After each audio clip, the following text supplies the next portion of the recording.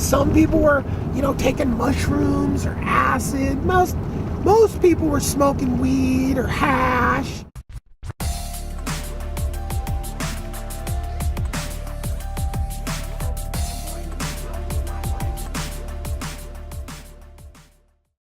So, let me go back and tell the story of the Oregon Country Fair through my eyes, which was one of the most eye-opening things I ever did in my life. That first country fair was amazing. I was 19 years old, and my girlfriend Rachel took me, and it was her brother, I think, that introduced her to it. The Oregon Country Fair has been going on since the 60s. And the story that I know of it is that the land was like rented out by some people or something, and they like built out some stuff, and then like they needed to buy the land, so apparently the Grateful Dead played a free show, free to the property, and the property charged, and then they bought the property and they were able to, use this thing. Now this was kind of a unique piece of property because I ended up after the first time I went, Gabe's family was OG. So Gabe's dad really was just OG in the country fair. They have this group of families that all started it or came into it really soon after. They basically, you can call it whatever you want, but an organized group of counterculture people that came together that run that thing, right? So Gabe's fam. So I then one year went to this pre-country fair meeting where if you want to work there, you have to go to this, and so I wanted to work there because that's the holy grail of the country fair, is getting to work there, because then you get to be there after hours, and the events that go on there after hours are super crazy compared to anything that goes on there during the day. So when I did go there years later, they had a little video of boats fucking all through the country fair. I had already been there a few years straight at that point, and I was just blown away. The entire thing floods. I don't know about every year or not, but it floods. Seriously floods. Feet of water. There's a huge lake right next to it. That's a little history of this property, right? So it's seasonal, usable property that they bought. I don't know how many acres it is. It's got a huge parking lot. The infrastructure's crazy now. I'm talking, the first time I went there was 91. So in 91, it was already a whole hell of a lot different than it was during the 80s, during the 70s, during the 60s. Everything evolves, right? You'd hope. So, in probably a more major way than a state fair or something like that. The state fair, you go year to year, it's just the same thing. It doesn't get bigger and bigger and bigger and bigger and bigger, right? Well, the country fair, that's a different deal. So, when I first went there, you'd get into the parking lot, and the vendors started right out in the parking lot. People just selling every freaking thing you possibly could imagine, from freaking just sandwiches, individually are made up, to stuff made, just every trinkety type, that kind of thing, right? And it was all the way from the parking lot, and then that's what the whole inside was. But you get into the inside, and for some reason 8 miles sounds like, I think there's a figure 8, maybe that's it. It's a figure 8, maybe it's a couple miles out in this property, So, and what they've done is they've built shacks all around the place, right? to sell stuff. Well, some are pretty elaborate. It's all with like old barn wood, and some are pretty elaborate. Like, you know, you'll have 2 stories, and you know their shop is 1 story, and then they're like kick it spot, you know, and there's all kinds of stages and stuff going on. Well, when I first started going there was all these little areas tucked up into the woods that were like all carpeted and decorated, and you know, it was just the floor of the woods, but I mean, you know, it was totally cleaned up, and that's where people were. Just some people were, you know, taking mushrooms or acid. Most people were smoking weed or hash. Some people are smoking opium, and you know, some people are drinking. They had their whole own like security force in there, and like now these are just stories I heard, right? But apparently, like, there was some place in the back area somewhere, and the security was run by like some really heavy fucking style, maybe even bikers or something like this. And that when people would come in there and like do too many drugs or start to freak out, and that's mainly like something that falls into like took too much acid, you know. Mushrooms, you can take too much mushrooms and not do too much freaking out and just do a lot of fucking stuff to the ground. But so anyway, apparently they had like a whole area where they could fucking tie people down to shit. Apparently like 80 stretchers or some shit. Just fucking, you know.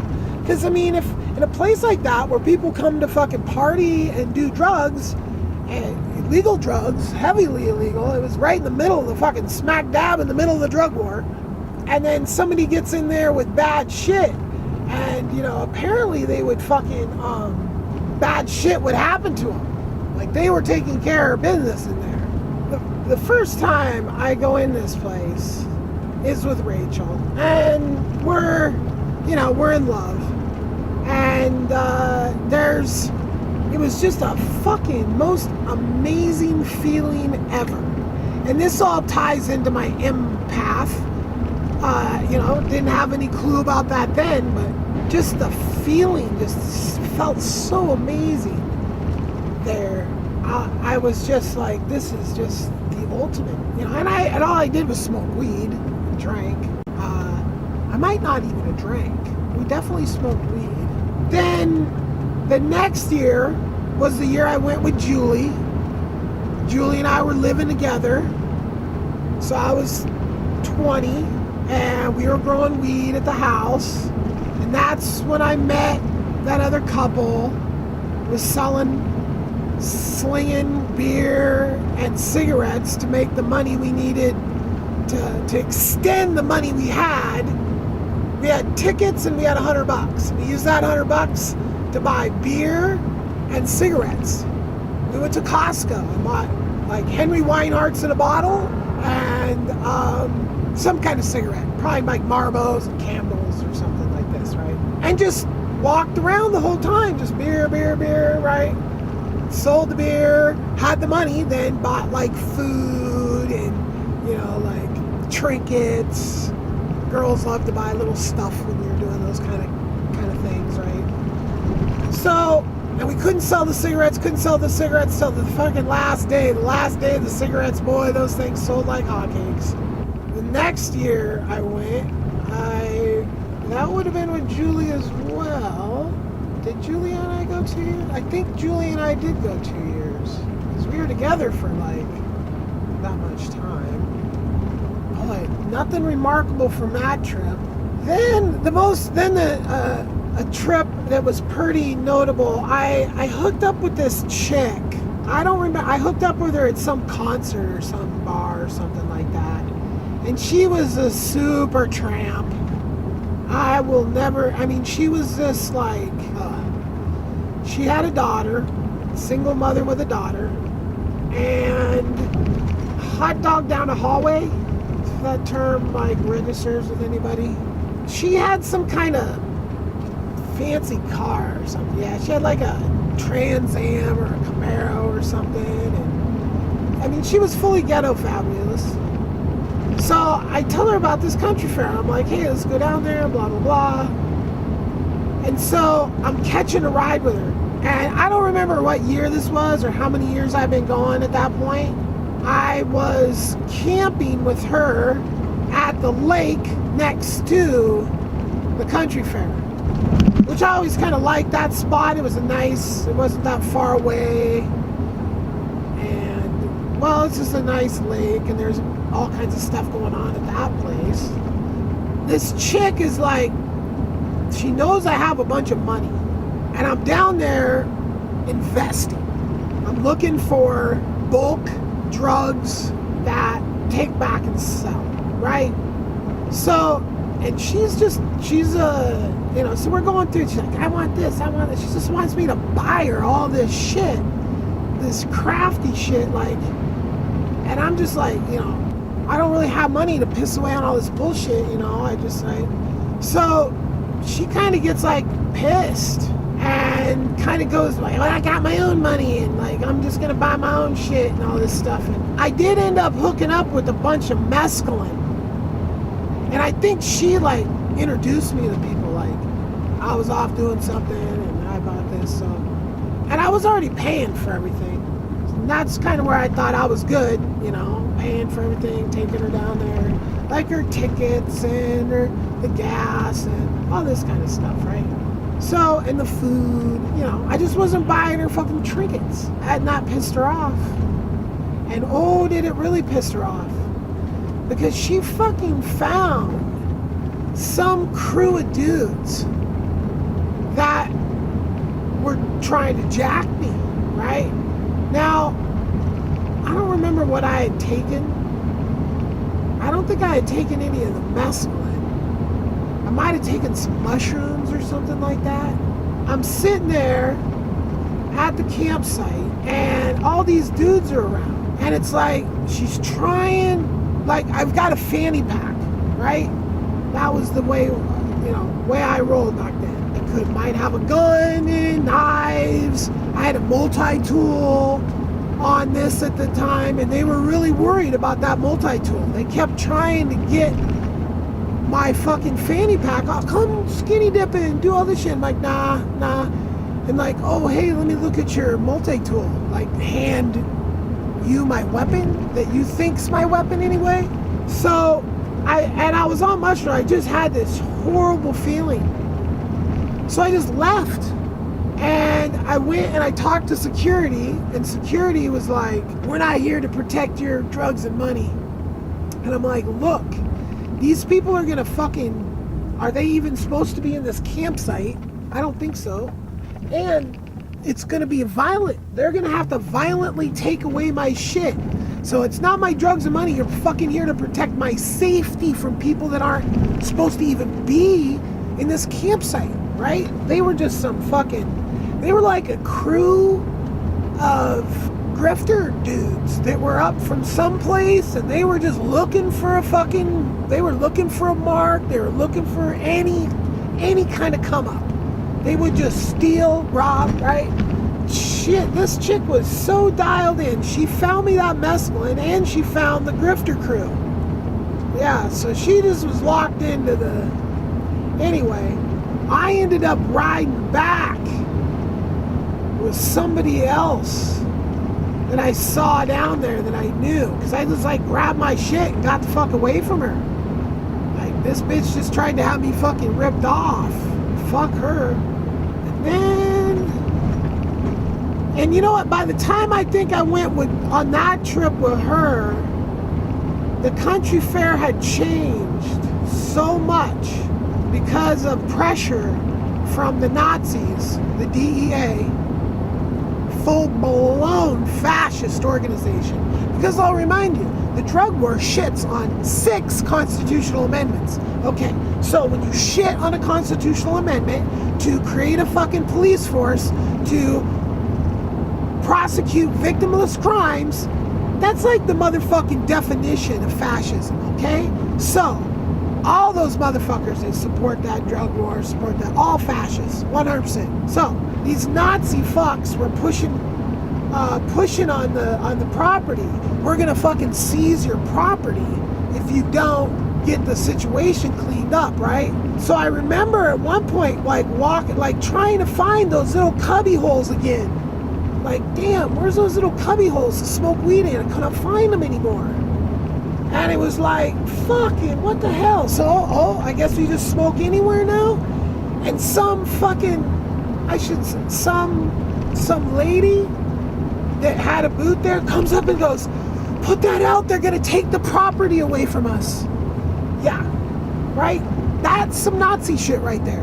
Not that lady, but her concerns are for Nazis coming in and taking shit. That's what Nazis do. They come in, they tell you what you can and can't do, and they take your fucking shit from you when you don't listen to their fucking unsubstantiated bullshit. Okay? So that was the mood around there.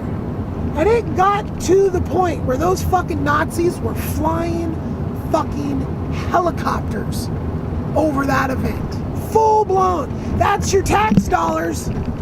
Good job, tax dollars. Pissing our tax dollars away on fucking chasing stoners down.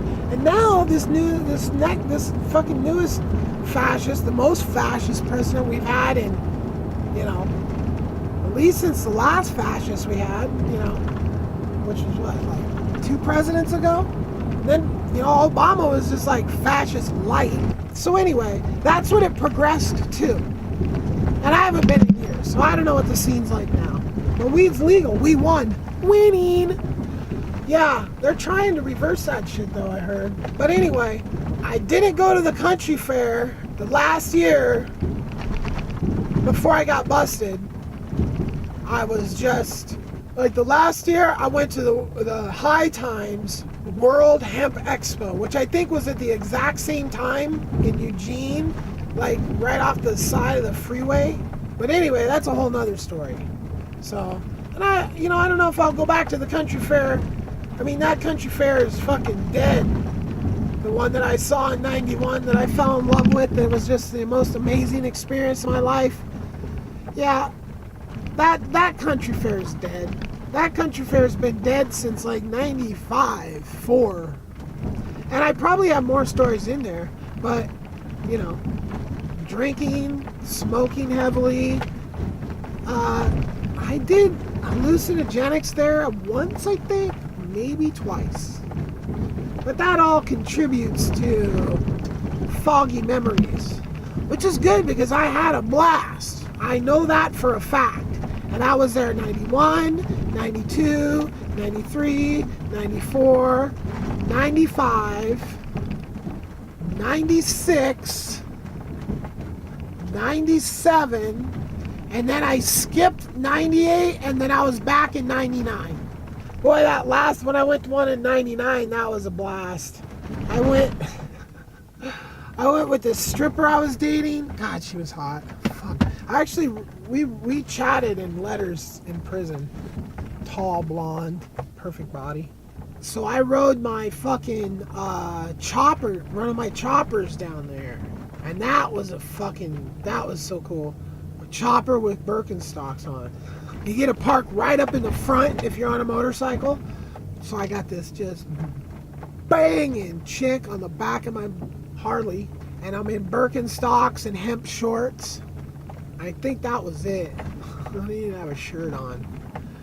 And we were just putzing from this campsite that was a super hip campsite that a bunch of people, there was a big crew of strippers were all at. So it was just like a super party. Strippers. And I was down there with George and Dustin. That's right before I got busted. And boy, now I'm years ahead now. Just telling all the country fair stories. That's where, that last country fair is where I met fire dancing. There was some little fucking chick fire dancing. We were whacked on ecstasy. And that fucking fire dancing on ecstasy was just the coolest fucking thing that I had ever seen. And when I got back to Portland and I had my nightclub at the time, I was like put fire dancing and like, yeah, I was the first nightclub in Portland to have fire dancing. Yeah, I had a 1969 Westphalia that I sent my stripper girlfriend and George and Dustin. Okay, you guys all drive my camper bus and I'll ride my motorcycle.